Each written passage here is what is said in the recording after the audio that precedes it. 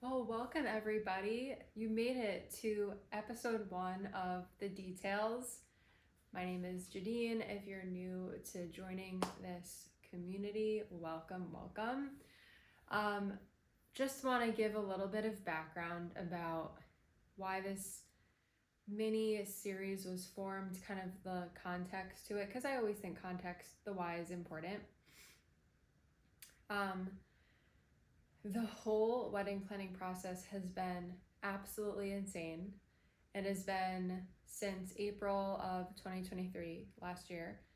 And that's a little over, so it's a year, April, May, June, July, August. Oh my gosh. So it's like a year and 8 months of planning. And there's so much that happened. There is so much that went down that it was so overwhelming while everything was happening. And now that everything's done, I feel like talking and sharing will help me to create closure around the bridal era.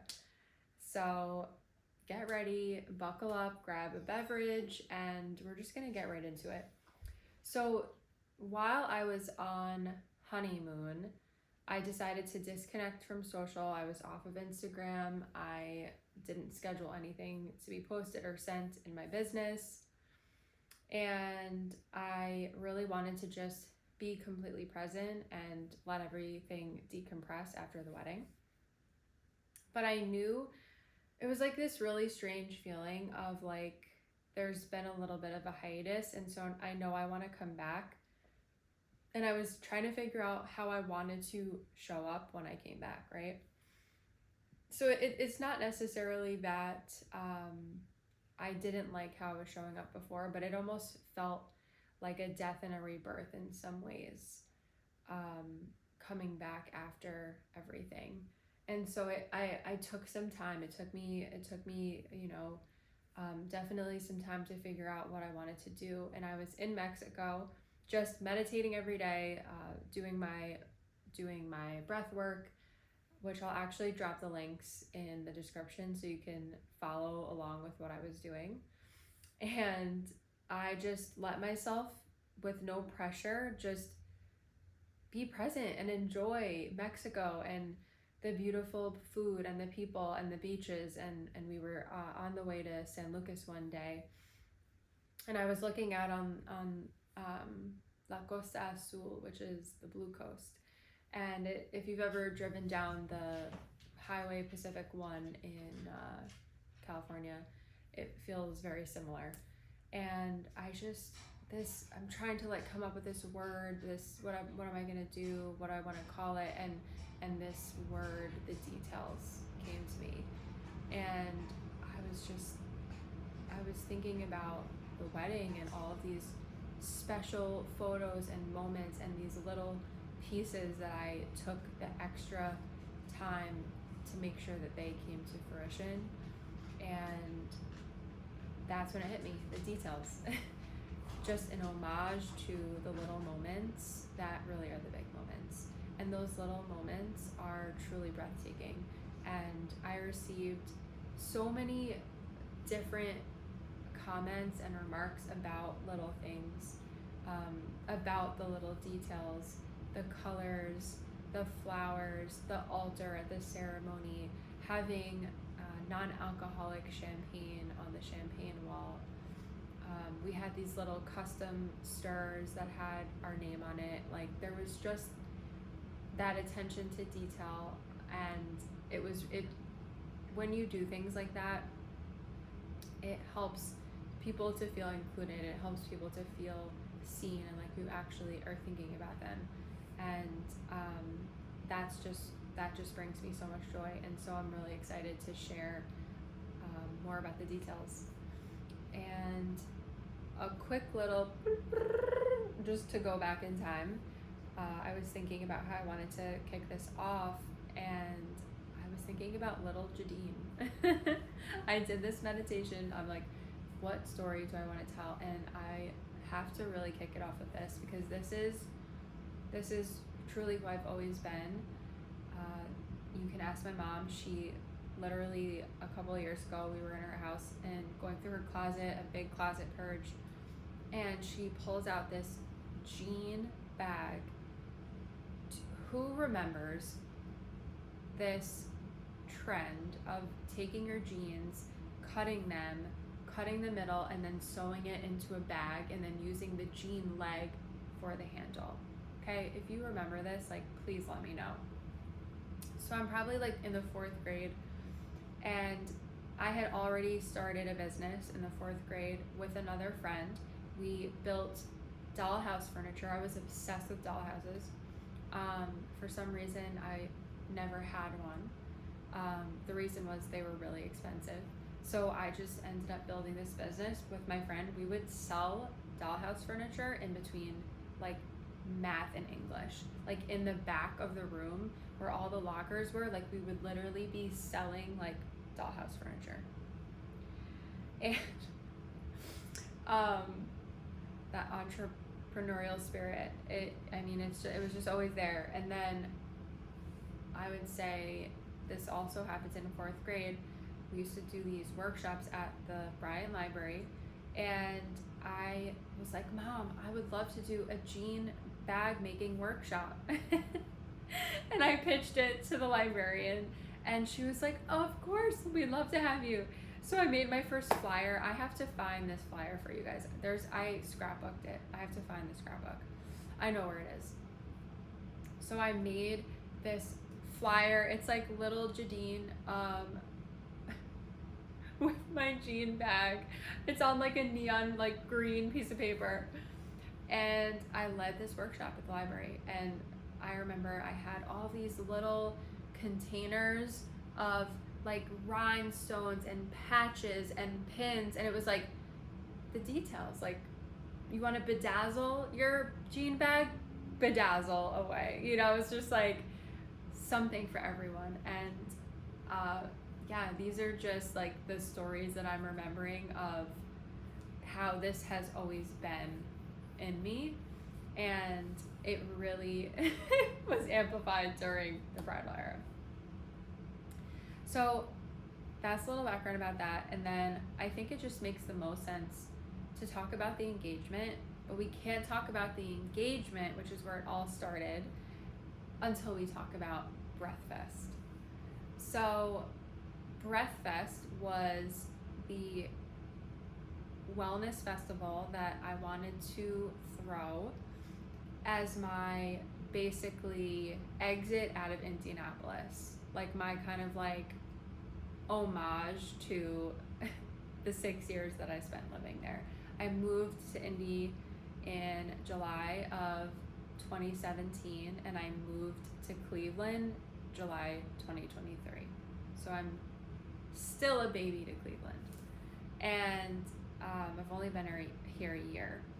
And so I was in Indy for those years and had moved there from New York City, where I was teaching. And for those of you who don't know, I was born and raised in New York, went to school upstate New York in Buffalo, go Bulls, and then I moved to California after for a AmeriCorps program.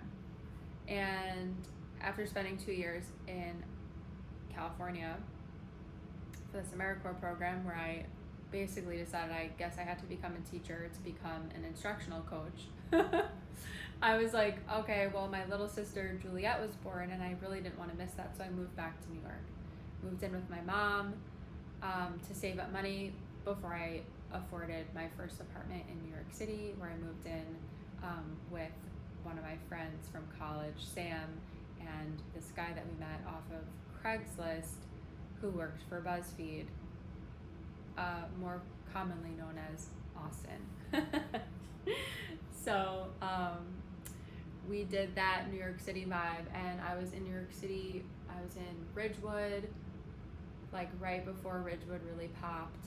Then I moved to Fort Greene, and with my roommate and friend Renu, who was also at the wedding. And you know, living in New York City, it is absolutely amazing, and it is such a wild pace of life. I didn't realize how hyper vigilant my nervous system had been running until I got to the Midwest. I remember sitting in my apartment when I first moved to Indianapolis and feeling this sense of peace and quiet that I couldn't tell you the last time I had felt that. And it was like this softening, this releasing, this letting go of like all this rigidity. And it was like, I don't know anyone here. I don't have a party to go to or a bar to go to. I don't have family. You know, it's just like, it was just this reset for me.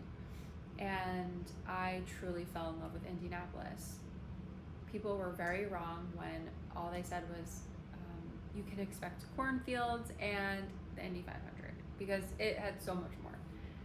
Indianapolis is the place that I found the most incredible friends. I tapped into deep parts of my spirituality that I hadn't tapped into. I think I thought, you know, if I wasn't able to build that community in New York, that spiritual community, I just wasn't going to have it. But Indianapolis, I really, really, really fell in love with yoga, not as a physical practice, but as a spiritual practice, as a practice that helped me to navigate grief, helped me to navigate a breakup.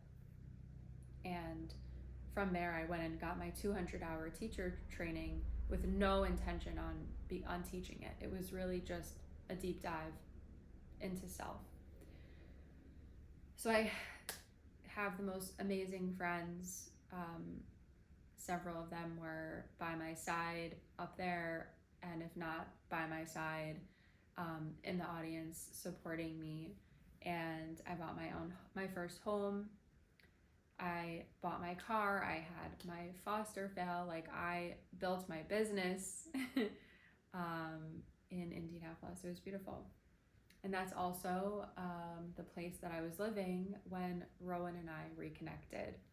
And so we were long distance shorties for about, for a good year. We reconnected in April of 22, and I moved in July of 23. So a little bit more than a year. And so he knew how important we're going to go back to Breathfest. So Breathfest, it was basically this homage, this tribute to everybody who had impacted me, which was so many people. And I wanted it to be a wellness event by the people that really were there for me, people that were friends, people that I took their classes, that I got to learn from. And that was really, truly a beautiful thing. We had Megan Hanna teaching yoga. We had Meg Hovius doing sound healing. Alexis Julovich was doing somatic dance. And then, of course, we had all of the beautiful local vendors that were selling their goods. And we had Cul-de-sac serving vegan nachos. It was a vibe, okay? And so it was absolutely like, tickets were like blasting. I think there was about 75 tickets in total that sold then of that day, like for that day. So we had everyone and more was in attendance. I had went to Trader Joe's and bought all of the flowers. I was making these flower arrangements, these orange, because the theme was orange for sacral chakra. And that's all about creativity and sensuality, sexuality, creativity, and play. So that was the theme. And so I'm making these floral arrangements. I had Rowan pick up this like big birthday cake for the breathing teacher. I had him cut up papaya and cantaloupe, because obviously you're gonna have the chef cut that up. Like, I couldn't even imagine cutting fruit as perfectly as he does. So I'm like, sir, this is for you, thank you. What else did we have? We had the DJ, my beautiful friend Adi, and teacher Adi, her boyfriend Kyle was our DJ. He also knew our friend Ronald Miner, aka DJ Indiana Jones, who had passed in 2020, and so we wanted to honor him. It was just absolutely insane. This beautiful day. I still remember like how I felt on this day. So we do Breathfest. It's incredible. We had a photographer, beautiful. And it's like pretty much the end of Breathfest. Like a lot of people had left at this point, and I'm looking around. I'm like starting to get cleaned up, and I see my cake, my big cake. This is like what, like the largest cake. Like it wasn't from Costco, but think like big Costco cake, right?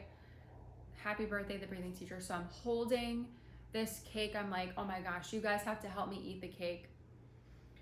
And then I look to the front of the room, and Rowan is getting on the mic, and I'm like, oh, that's so sweet. Like he's probably gonna like make an announcement of like, you know what, she's in good hands. I got her, y'all. And so he gets on the mic, and the next thing I know, this man is holding a red box and walking towards me. And I mean, if you look at the videos and the photos, my hand is like this over my mouth. I had no idea, absolutely no idea this was gonna happen. One of my best friends, Britt, flew from Atlanta. She was in attendance. She was staying with me. Apparently, Rowan, told Britt the morning of, while I was getting ready, that this was going down. So she knew about it. Then she started telling friends at Breathfest. So everybody started to know. My friends were like hyperventilating. One of them, Jordan, was being so weird. She would like be like throw me water and then run away. And I was like, what is like wrong? And then come to find out she just was dying, like holding this information in. So he's walking towards me, and all I remember him saying was like, I told you that I didn't want to move you to Cleveland as just my girlfriend. And the next thing I know, this man is on one knee in his moccasins with a engagement ring. And I said yes, of course. And I mean, it was just insane. There was so many people in the room that were crying. Like people were videotaping it. My friend spoke with the photographer because he was packing up to leave, and they were like, no sir, we'll cover your additional cost. please don't leave. And so he was able to capture the whole engagement. And my friends had my mom on FaceTime with my sisters, since they didn't live there.